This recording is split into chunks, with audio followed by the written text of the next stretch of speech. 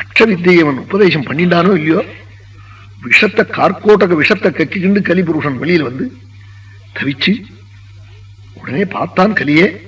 இவன் சபிக்க ஆரம்பிச்சான். நலன், நீ சபிக்காதே, இந்திரசேனனுடைய அம்மா சபிச்சு விட்டா அவங்க ஆத்துக்காரி. அவன் சபிச்சு 3 வருஷமா இருந்தா, அவன் சபிச்சுட்டு இருக்கேன் கார்கோட்டக விஷத்தினால ஒண்ணுள்ளே, இனிமே சபிக்காதே உன்னையும் என்னையும். நான் இப்ப நுழைய போற இந்த விபீதக மரத்தையும் நினைக்கிறவாளுக்கே கலிபயம் வேற நாட்டு சனி பயம் இல்லை என்று சொன்னான். இது ருத்துபர்ணனுக்கு தெரியாது, நலனுக்கு தான் தெரியும். இப்படி கலிபுருஷனுக்கும் நலனுக்கும் நடந்த இந்த சம்பாதம். உடனே தேர்ல ஏறி உட்கார்ந்து இந்த பாகுக ரூபத்தோட கூட தேரை ஊட்டிக்கிட்டு போறான். மறுநா காலம்பரை போகுமான்னு கேட்டான். முதல் நாளைக்கு சாயங்காலம் 5 மணிக்கு போயிட்டு விதர்ப தேசத்துக்கு தேரு. ராஜ வீதியில போற போது இந்த நலன் தேரோட்டின்னு வர நாதத்தை நலனுடைய குதிரைகள் அங்க இருக்கு.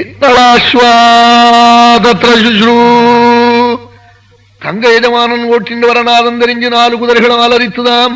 தங்கள் எஜமானம் வந்துட்டான்னு கத்தித்துதாம். நலனுடைய குதிரைகள் தெரிஞ்சுட்டுதான் தமயந்தி தெரிஞ்சுட்டாளாம். தன் பிரபு ஓட்டுற நாதமா இருக்கேன்னு கதறிக்கிண்டு 7வது மெத்த மேல வந்து பாக்கிறாள். அந்த கால் வச்சுட்டு இருக்கிற அழகு, கடுவாளம் பிடிச்சிருக்கிறது, சவுக்கு வச்சுட்டு ஓட்டுறது, அந்த தேர் நாதம் எல்லாம் தங்க ஆத்துக்காரர் மாதிரி இருக்கு. ஆனா ரூபம் மாறுதலா இருக்கு. அங்க கொண்டு போய் அரவண வாசல்ல நிறுத்தினான். கீழே இறங்கினான் ருத்துபர்ணன். 10 திக்கையும் பாக்குறான். என்ன ராஜாக்கள் ராஜபுத்திரால் ஆயிரக்கணக்கா வந்திருக்கா. இங்க பார்த்தாலும் தோரணமும் பந்தலும் கோலமுமா இருக்குன்னா ஒன்னையும் காணுமே, ஒத்தமாட்டு வண்டியை கூட காணுமே. இங்க இது என்ன இப்படி சொல்லிவிட்டானே, இவன் பேச்சுக்கு யாரோ ஒரு பிராமணன் நான் பாட்டுக்கு வந்துட்டோமேனு இவன் முழிக்கிறான்.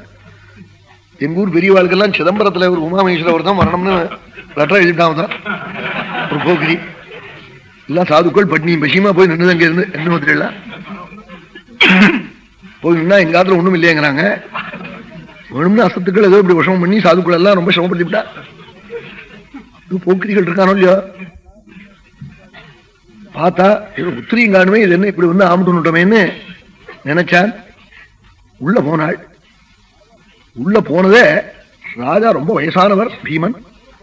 ருத்துபர்ணனை பார்த்து என்ன ரொம்ப தூரம் புறப்பட்டு வந்திருக்கீங்களே, என்ன காரியமா வந்தேன்னு கேட்டா வந்ததே. ருத்துபர்ணன் ரொம்ப கெட்டிக்காரன். நீங்க லெட்டர் போட்டீங்களேன்னு சொல்லல, உங்களை நமஸ்காரம் பண்ணணும்னு வந்தேன்னு விட்டானா. ஆகதோஸ்மி சுவாசைனம் உங்களை நமஸ்காரம். ஒரு அரமனையை ஒழிச்சு கொடுத்து அங்க ருத்துபர்ணனுக்கு வேண்டிய உபச்சாரங்கள்லாம் பண்ண சொன்னாள். ருத்துபர்ணன் சொன்னா சமையல் என்னோட கூட வந்திருக்கான் பாகுகா, அவன் தான் எனக்கு பண்ணனா, அவன் சமைச்சா தான் பிடிக்கும்னுட்டான். பாகுகன் இருக்கிறதுக்கு சாமான்லாம் அனுப்பிச்சுடும், அவன் சமையல் பண்ணிவிட்டோம்னு ராஜாங்கத்தில இருந்து சமையல்லாம் அனுப்பிச்சு விட்டாள். பாகுகன் தானே நலன். அவன் தேரை அவுத்து விட்டு அவன் அப்படி ரொம்ப வருத்தப்பட்டுக்கிண்டு குதிரை எல்லாத்தையும் கட்டிவிட்டு தலையில கையை வச்சுன்னு வருத்தப்பட்டு உட்காந்துருக்கான். அப்ப தமயந்தி என்ன பண்ணினால், தன் வேலைக்காரி கேசினி அனுப்பிச்சு இங்கிருந்து நீ போ, சமையலுக்கு சாமான்லாம் போயிருக்கு இந்த பாகுகனுக்கு, ஜலமும் நெருப்பும் கொடுக்காதே, என்ன பண்றான்னு பார்த்துன்னு வான்னு சொல்லி அனுப்பிச்சாள். அங்க போனாள் இவள் இந்த கேசினின்னு வேலைக்காரி. அவன் அப்படி குடங்களை பாக்குறான், கங்காளத்தை பாக்குறான், ஜலம் குப்புன்னு அதுல பொங்குறது. அடுப்புல வரகெடுத்து வைக்கிறான், தீ பிடிச்சுக்கிறது. இது வருணனும் அக்னியும் இவனுக்கு பண்ணின பிரசாதம், அது தமயந்திக்கு தான் தெரியும். கேசினி ஓடி போய் என்ன பெரிய யோகிகள் மாதிரி இருக்கான் அம்மா அந்த பாகுகன். அவளுக்கு தெரியாது நலன் இந்த கேசினிக்கு. லெட்டர் இவனுக்கு என்ன தெரியும் கவருக்குள்ள என்ன இருக்குன்னு. அது மாதிரி அவள் இதை போய் ஆச்சரியமா சொன்னாள்.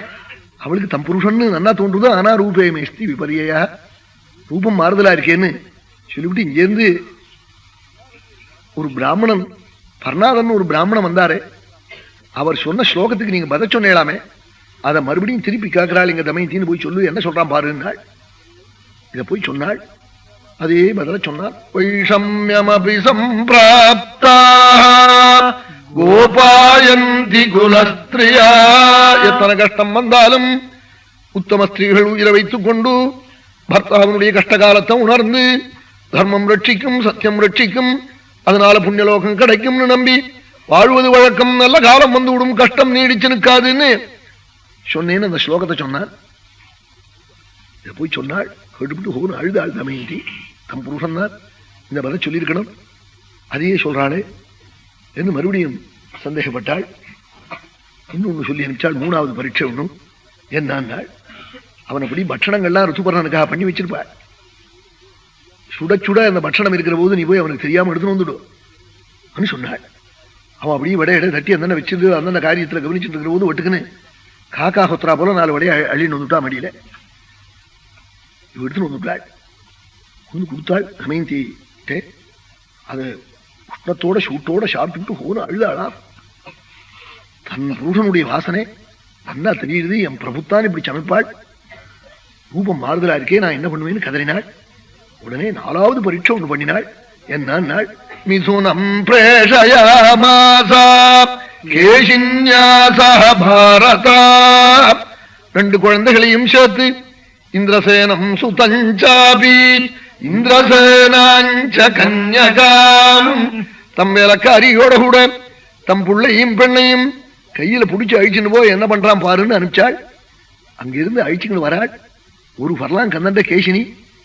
இங்க பாவுகன் தேர்ல உட்கார்ந்து கண்ணு கண்ணீரமா அழுதுன்றவன் தன் குழந்தைகள் வரத்தை பார்த்து தன்னை அறியாம கீழே குதிச்சு ஓடி போய் 2 குழந்தையும் கட்டி கதறி விட்டான். 1 மணி அவன் கிட்ட போக முடியல கேசினியாலேன்னு விட்டாள். கதறி விட்டாள். 1 மணி கழிச்சு அம்மா அவ பாகுகா ஏன் எங்க குழந்தைகளை இப்படி பிடிச்சி நீங்க கட்டிக்கிட்டு கதறினேன்னு கேட்டாள். எனக்கு இது மாதிரி 2 குழந்தைகள் உண்டு, இந்த குழந்தைகளை பார்த்து நினைப்பு வந்துடுத்து அழுதேன்னு விட்டான். அதுக்கும் இதை போய் சொன்னாள். சொன்னதே தமயந்திக்கு நிச்சயம் தன் பர்த்தான்னு தோன்றுறது. ரூபம் விகாரமா இருக்கேன்னு மறுபடியும் கவலைப்பட்டு அம்மாவை கூப்பிட்டாள். அம்மா, ஒரே ஒரு பரீட்சை பாக்கி, இந்த பரீட்சையில என் பிரபு இல்லேன்னு சொல்லிவிட்டா காலை பொழுது முடிஞ்சு வந்திருந்தா என்ன தாழாதே, என் குழந்தைகளை நீ ரட்சிக்கணும்னு அழுதாள். அம்மா இப்படி சொன்னா நான் என்னடி பண்ணுவேன்னு அவள் அழுதாள். இனிமே நீ நான் சொன்னா 2வது பண்ண மாட்டேன், ஒரு பரீட்சை இருக்கு, இந்த பரீட்சைக்கு நீ சம்மதிக்கு கொடுக்கணும், இதுலயும் என் பர்த்தா இல்லைன்னு தீர்மானம் ஆயிடுது, நான் உயிரோட இருக்க மாட்டேன், என்னால இருக்கவும் முடியாது, ஆகாரம் இல்லாம ஜீவனை விட்டு விடுவேன், குழந்தைகளை நீ பார்த்துக்கோ, நான் விட்ட ஒப்பிச்சு விட்டேன்னு பிரமாணம் பண்ணினாள். அவ கதறினாள். என்னம்மா சொல்லுன்னு கேட்டாள். நான் இங்கேருந்து போய் கதறட்டமா இந்த பாகுக்க நடத்துல, நேர போகலாமா அன்னு கேட்டாள். அப்பாவை கேட்கிறேன், நீ ரோட்ல போய் அங்க அவன் இருக்கிற இடத்துல போகலாமாங்கிறது எனக்கு புரியல, நான் அப்பாவை கேட்கிறேன். போய் பீமனை போய் காட்டாள். குழந்தை இது மாதிரி சொல்றாள், இந்த பரீட்சையில இல்லைன்னா உயிரை விட்டு விடுவேங்கிறாள் சொன்னாள். ராஜா வருத்தப்பட்டு இவ போகப்படாது, அவன் வேணா இங்க வரட்டும், இவ அங்க போகப்படாதுன்னு விட்டாள். அவனை வேணா இங்க கூப்பிட்டு கேட்க சொல்லு, அங்க போகப்படாதுன்னு விட்டாள்.